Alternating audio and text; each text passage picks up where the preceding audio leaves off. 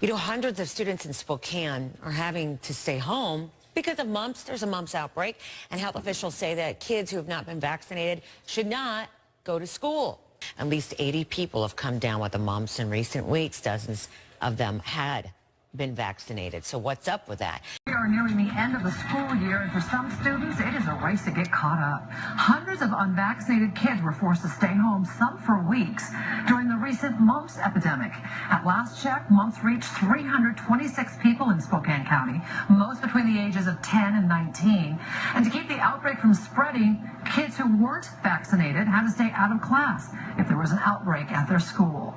Tonight, Caroline Rourke working for you on the fallout for many families because of that decision. Caroline? Nadine, an exclusion like this is something that parents do sign off on when they exempt their kids from being vaccinated, but to be out of school for months is something they never expected. Imagine being told by your school that you're not allowed to be there. I didn't think it was real. I thought it was a joke, because I didn't know they could take you out for not being vaccinated.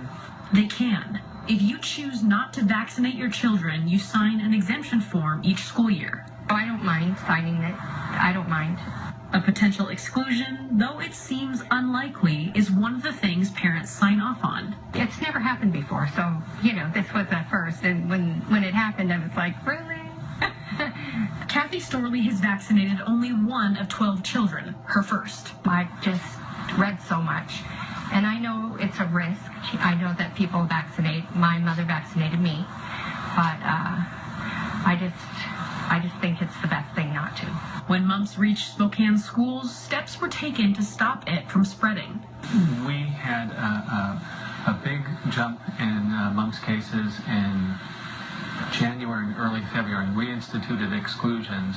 The exclusions did what they were meant to. We did see a drop-off in case counts and a number of schools that were excluded over time. But that result takes time to reach. Stephen and his sister Rebecca were kept out of school for 3 months. And I realized I was falling behind really fast. The online classes are like the hardest, so I fell super behind in those because I started 3 weeks behind. But Stephen, a sophomore, still has time left. Rebecca, a senior, doesn't. This whole mumps thing completely robbed me of the experience, which was the worst thing ever. Rebecca is in Running Start, but she stayed involved with extracurriculars at Rogers. At least she did until January. Now I get to watch all these people that didn't even earn it go to the places I wanted to go for 4 years.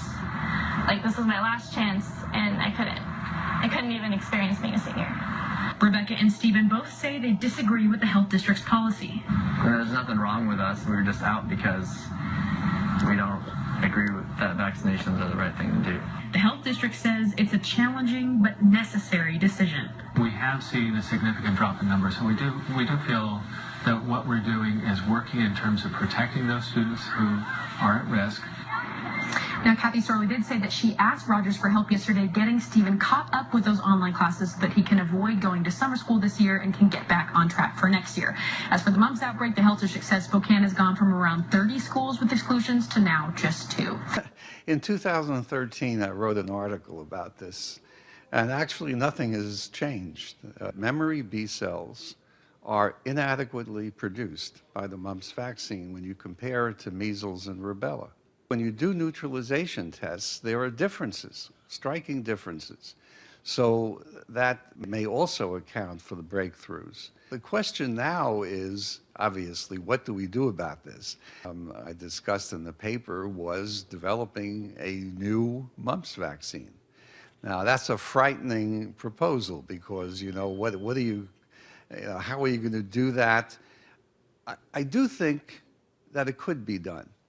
I do think at this state of virology in 2017, we probably could develop a new mumps vaccine. Spending millions of dollars to develop such a vaccine is not an attractive option.